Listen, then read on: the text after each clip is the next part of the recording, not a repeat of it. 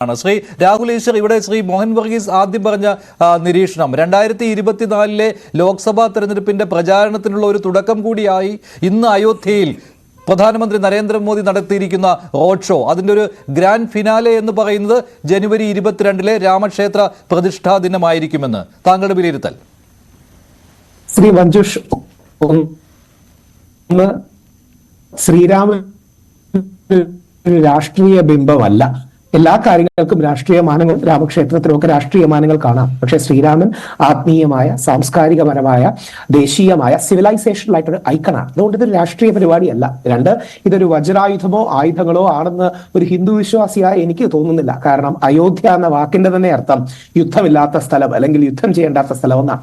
അപ്പോൾ ചരിത്രത്തിൽ ചില വേർതിരിവുകൾ നമുക്കിടയിൽ ഉണ്ടായിരുന്നു. നമ്മുടെ മുസ്ലിം സഹോദരന്മാർക്ക് ഈ വിഷയത്തിൽ വിഷമമുണ്ട് എന്നുള്ള കാര്യം അക്നോളജ് ചെയ്യുന്നു. അവരുടെ വേദനയിൽ പൂർണ്ണമായി പങ്കുചേർന്നുകൊണ്ട് തന്നെ സുപ്രീം കോടതി ഒരു വളരെ ബാലൻസ്ഡ് ആയ വെർഡിക്റ്റ് നമുക്ക് തന്നു. 5 അംഗ സുപ്രീം കോടതി 2.77 ഏക്കർ രാമജന്മഭൂമി സ്ഥലം ഹിന്ദു സമൂഹത്തിന് കൊടുക്കുകയും പകരം 5 ഏക്കറോളം നമ്മുടെ മുസ്ലിം സഹോദരങ്ങൾക്ക് കൊടുക്കുകയും ചെയ്തു. ഈ ഒരു അവസരത്തിൽ ഒരു ഭാരതീയന്, ഇന്ത്യക്കാരൻ എന്താണ് ചെയ്യാൻ കഴിയുക?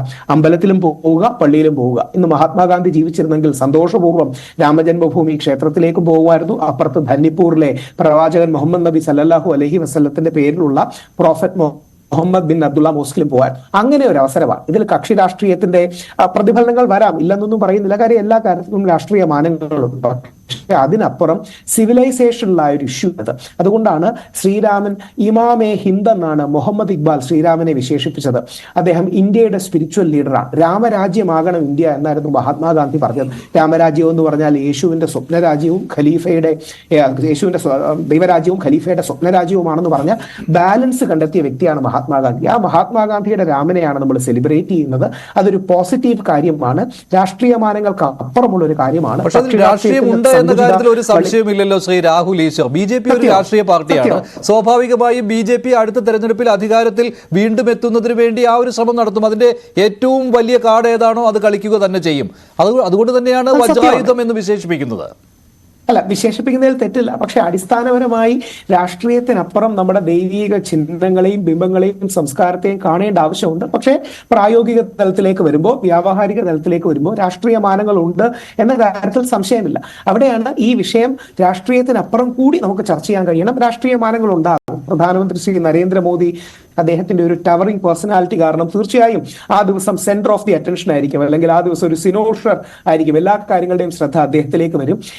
ഈ രാമക്ഷേത്രം നേടിയെടുത്തതിന് ഒരു പങ്ക് തീർച്ചയായും അദ്ദേഹത്തിന് കൂടി അവകാശപ്പെട്ടതാണ്. സുപ്രീം കോടതിയുടെ വിധിയാണെങ്കിൽ പോലും നരേന്ദ്രമോദിയെ പോലെ പ്രഭാവശാലിയായ ഒരു പ്രധാനമന്ത്രി ഇരിക്കുന്നത് കൂടിക്കൊണ്ടാണ് ഇത്തരം കാര്യങ്ങൾ സംഭവിച്ചത്. അതുകൊണ്ട് ശ്രീ നരേന്ദ്രമോദിക്ക് അദ്ദേഹത്തിൻ്റെതായ ഒരു വലിയ വിക്ടറി തന്നെയാണെന്ന കാര്യത്തിൽ സംശയമില്ല. അതോടൊപ്പം ശ്രീ ശശി തരൂരിനെ പോലെ ലോകപൗരനായ ഒരു വ്യക്തി ഇന്ന് ട്വീറ്റ് ചെയ്തിട്ടുണ്ടായിരുന്നു, ഫെബ്രുവരിയിൽ അദ്ദേഹം BAPS അല്ലെങ്കിൽ സ്വാമി നാരായണ ടെമ്പിൾ ഉദ്ഘാടനം ചെയ്യാൻ അബുദാബിയിലേക്ക് പോകും. അത് മിഡിൽ ഈസ്റ്റിലെ ഏറ്റവും വലിയ ഹിന്ദു ക്ഷേത്രങ്ങളിൽ ഒന്നാണ്. അങ്ങനെ ഒരു ഹിന്ദു ഹൃദയ സാമ്രാട്ടിന്റെ പരിവേഷം ശ്രീ നരേന്ദ്രമോദിക്ക് ഉണ്ടാകും എന്ന കാര്യത്തിൽ യാതൊരു സംശയവുമില്ല. എന്നാൽ അദ്ദേഹം ഇത്രയും കാലം ഒരു വർഗീയ പരാമർശങ്ങളും ഉണ്ടാക്കിയില്ലെന്നും ഇതര സമുദായങ്ങളെ യാതൊരു തരത്തിലും വേദനിപ്പിച്ചില്ല എന്നും അദ്ദേഹത്തിന്റെ കൂടെ വളർന്ന അബ്ബാസിനെ കുറിച്ച് ഓർക്കുകയും അദ്ദേഹത്തിന്റെ അമ്മ അബ്ബാസിന് ഈദിന് പ്രത്യേക വിഭവങ്ങൾ ഉണ്ടാക്കുന്ന കാര്യങ്ങൾ പറയുകയും ലോകത്തെ മുസ്ലിം രാജ്യങ്ങളോട് ഇന്ത്യയുടെ ഏറ്റവും നല്ല ബന്ധം ഒരുപക്ഷെ ഈ കാലഘട്ടത്തിലാണ്, വിശേഷിച്ച മിഡിൽ ഈസ്റ്റിൽ നമ്മുടെ ഏറ്റവും നല്ല ബന്ധമുള്ളത് ഈ അവസരത്തിലാണ്. അതുകൊണ്ട് ഇതൊരു യൂണിഫൈയിങ് പോയിന്റ് ആകണം. ആ യൂണിഫൈയിങ് പോയിന്റ് ആകാൻ ഇതിന് കഴിയണം. അതിന് അമ്പലവും വേണം, പള്ളിയും വേണം. പക്ഷെ അവിടെ ഈ രാമക്ഷേത്രത്തിന്റെ പ്രതിഷ്ഠാ ദിനത്തിൽ പലരെയും ക്ഷണിച്ചിട്ടുണ്ടല്ലോ. അതിൽ ഈ കോൺഗ്രസിനെ ക്ഷണിച്ച കാര്യത്തിലാണ് ഇപ്പോൾ ആകെ ഒരു ആശയക്കുഴപ്പം നിലനിൽക്കുന്നത്. മറ്റ് പ്രതിപക്ഷ പാർട്ടികളുടെ കാര്യത്തിലും ശരിയാണ്. അവർക്ക് ഈ ഇന്ത്യ മുന്നണിയിൽപ്പെട്ട പാർട്ടികൾ പലരും ഒരു തീരുമാനമെടുത്തിട്ടുണ്ട്, ഞങ്ങൾ പോകുന്നില്ല എന്ന തീരുമാനമെടുത്തിട്ടുണ്ട്. CPM കേരളത്തിൽ ഒരു തീരുമാനമെടുത്തു പോകുന്നില്ല എന്ന് തന്നെയാണ്. പക്ഷെ കോൺഗ്രസിനുണ്ടായ ഈ ആശയക്കുഴപ്പം അത് കോൺഗ്രസിന്റെ ഈ ഒരു നിലപാടെടുക്കാൻ കഴിവില്ലായ്മയിലേക്ക് വിരൽ ചൂണ്ടുന്ന രീതിയിൽ വ്യാഖ്യാനിക്കേണ്ടതുണ്ടോ? കോൺഗ്രസിനെ അതിന്റെ പേരിൽ ക്ഷണിച്ച ആളുകൾ തന്നെ കളിയാക്കുന്നതിന് തുല്യമാണ് കാര്യങ്ങൾ നടക്കുന്നത്. അപ്പോൾ അവിടെ ഒരു വജ്രായുധം ഞങ്ങൾ പ്രയോഗിച്ചു, അതിൽ കോൺഗ്രസ് വീണു, കോൺഗ്രസ് ഇല്ലാതാകുന്നു എന്ന രീതിയിലുള്ള ഒരു ആത്മവിശ്വാസം ഈ ക്ഷണിച്ചവർ തന്നെ പ്രകടിപ്പിക്കുകയാണ്. ക്ഷണിച്ചത് ട്രസ്റ്റാണ്, പക്ഷേ ആ ക്ഷണിച്ചതിന് പിന്നിൽ ആരാണെന്ന് എല്ലാവർക്കും അറിയാവുന്ന കാര്യമാണ്. ആ ക്ഷണിച്ചതിന് പിന്നിലുള്ള ആളുകൾ തന്നെ അത് കോൺഗ്രസിനെ ഇല്ലാതാക്കാനുള്ള ഒരു മാർഗമായിട്ട് ഈ രാമക്ഷേത്രത്തെ ഉപയോഗിക്കുകയാണ്. അവിടെയാണ് വജ്രായുധമാണെങ്കിൽ മഹാത്മാഗാന്ധി ഉണ്ടായിരുന്നെങ്കിൽ അദ്ദേഹം സുദർശന ചക്രം പ്രയോഗിക്കുമായിരുന്നു. ഇന്ന് മഹാത്മാഗാന്ധി ഉണ്ടായിരുന്നെങ്കിൽ അദ്ദേഹം സന്തോഷപൂർവ്വം ശ്രീരാമ ജന്മഭൂമിയിലേക്ക് പോകും. 25 കിലോമീറ്റർ അപ്പുറമുള്ള പണി നടന്നുകൊണ്ട്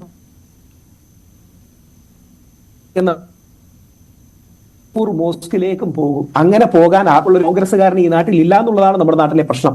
ഈ നാട് കണ്ട ഏറ്റവും വലിയ രാമഭക്തൻ, ഏറ്റവും വലിയ ഹിന്ദു ആക്ടിവിസ്റ്റ് ഒരു കോൺഗ്രസ്സുകാരനും മഹാത്മാഗാന്ധിയും ഇന്ത്യയുടെ രാഷ്ട്രപിതാവുമായിരുന്നു. അതേപോലെ ജെനുവിനായ ഒരു ഹിന്ദു വിശ്വാസി, ഇലക്ഷൻ എടുക്കുമ്പോൾ അമ്പലങ്ങളിൽ ഓടിപ്പോകുന്ന ആൾക്കാരല്ല, ഇലക്ഷൻ എടുക്കുമ്പോൾ ഞങ്ങൾ പൂണൂല് ധരിക്കുന്നുണ്ട് എന്ന് പറയുന്നവരല്ല, ജെനുവിനായിട്ടുള്ള ഹിന്ദു വിശ്വാസിയും അതോടൊപ്പം ഹിന്ദു മുസ്ലിം സൗഹാർദ്ദത്തിന് വേണ്ടി പ്രവർത്തിക്കുന്ന മഹാത്മാഗാന്ധിയെ പോലൊരു വ്യക്തി കോൺഗ്രസിന് ഇല്ല എന്നുള്ളതാണ് കോൺഗ്രസിന്റെയും ഇന്ത്യയുടെയും അപജയം. ഇവിടെയാണ് ശരിയാണ് മഞ്ജുഷ് ശരിയായി സൂചിപ്പിച്ച പോലെ രാഷ്ട്രീയമുണ്ട്, ഇല്ലെന്ന് പറഞ്ഞിട്ട് കാര്യമില്ല. പക്ഷെ രാഷ്ട്രീയത്തിനപ്പുറം ഒരുമയുടെ ഒരു വേദിയാക്കാൻ ഇതിന് കഴിയണം. ആ ഒരുമയുടെ വേദി ഇതിന് മാത്രമല്ല, നാളെ ധന്നിപ്പൂർ മോസ്കിന്റെ ഉദ്ഘാടനം ഉണ്ടെങ്കിൽ അവിടെയും പോകാൻ നമ്മുടെ മന്ത്രിമാർക്കും അല്ലെങ്കിൽ പ്രതിപക്ഷ പാർട്ടികൾക്കും എല്ലാം കഴിയണം. നമ്മുടെ നാട്ടിൽ ആയിരക്കണക്കിന് 10,000-കണക്കിന് ആൾക്കാർ മരിച്ചൊരു വിഷയമാണ് രാമജന്മഭൂമി ബാബരി മസ്ജിദ് തർക്കം. വളരെ ദൗർഭാഗ്യകരമായ പതിറ്റാണ്ടുകൾ നമ്മൾ അതിൽ പോരാടിയതാണ്, അല്ലെങ്കിൽ പല പ്രശ്നങ്ങളും ഉണ്ടായതാണ്. അതിനെ അതിജീവിച്ച് സുപ്രീം കോടതി ഒരു ബാലൻസ്ഡ് വെർഡിക്റ്റ് കൊണ്ടുവന്നു. 2 സമുദായങ്ങൾക്കും സ്ഥലം കൊടുത്തു. 2 സ്ഥലങ്ങളുമുണ്ട്. രണ്ടിനെയും പിന്തുണയ്ക്കുന്ന ഇന്ത്യക്കാരായി ഭാരതീയരായി നമുക്ക് മാറാൻ കഴിഞ്ഞില്ലെങ്കിൽ വീണ്ടും സ്പർദ്ധകൾ ഉണ്ടാവും. മുസ്ലിം സഹോദരങ്ങൾക്ക് ചില വിഷമം കാണാം. ഇത്രയും വലിയ ആഘോഷവും മറ്റും നടക്കുമ്പോൾ അവരുടെ മനസ്സിലെ വേദന നമുക്ക് മനസ്സിലാക്കാം. എന്നാൽ അതോടൊപ്പം അവരോട് അഭ്യർത്ഥിക്കാനുള്ളത്, നമുക്ക് മുമ്പോട്ട് പോകുന്ന ഒരു കാഴ്ചപ്പാട് വേണം. ഗതകാലങ്ങളിൽ നമ്മൾ കുടുങ്ങിക്കിടക്കരുത്. ദൗർഭാഗ്യവശാൽ സംഭവിക്കാനുള്ള പല കാര്യങ്ങളും സംഭവിച്ചു. ഒരു വരി കൂടെ പറഞ്ഞ് അവസാനിപ്പിക്കാം. ഇന്ത്യയുടെ ആത്മാവിനേറ്റ മുറിവാണ് ബാബറി മസ്ജിദ് തകർന്നതെന്നാണ് പ്രണബ് മുഖർജി പറഞ്ഞത്. രഥയാത്ര നയിച്ച അദ്വാനിജി പറഞ്ഞത് ഡിസംബർ 6 എന്റെ ജീവിതത്തിൽ ഏറ്റവും വിഷമകരമായ ദിവസം എന്നാണ്. 2 തവണ അടൽ ബിഹാരി വാജ്പേയി ഈ വിഷയത്തിൽ ക്ഷമ പറയും. ഡിസംബർ 17, 1992 നരസിംഹറാവുവിനെ ഡിഫെൻഡ് ചെയ്ത് അടൽ ബിഹാരി വാജ്പേയി സംസാരിക്കുകയും എന്നാൽ നമുക്ക് സംഭവിച്ചത്, ഈ രാജ്യത്തിന് സംഭവിച്ച ദൗർഭാഗ്യമെന്ന് പറയുന്നു. അതുകൊണ്ട് ചില വിഷമകരമായ എപ്പിസോഡ്സ് ഇല്ലെന്ന് പറയുന്നില്ല. പക്ഷെ നമുക്ക് മുമ്പോട്ട് പോകണ്ടേ? ഹിന്ദു മുസ്ലിം ഐക്യം ഉണ്ടാകണ്ടേ? മതസൗഹാർദ്ദം ഉണ്ടാകണ്ടേ? അതിന് മോഹൻ സാർ പറഞ്ഞതിനോട് ശക്തമായി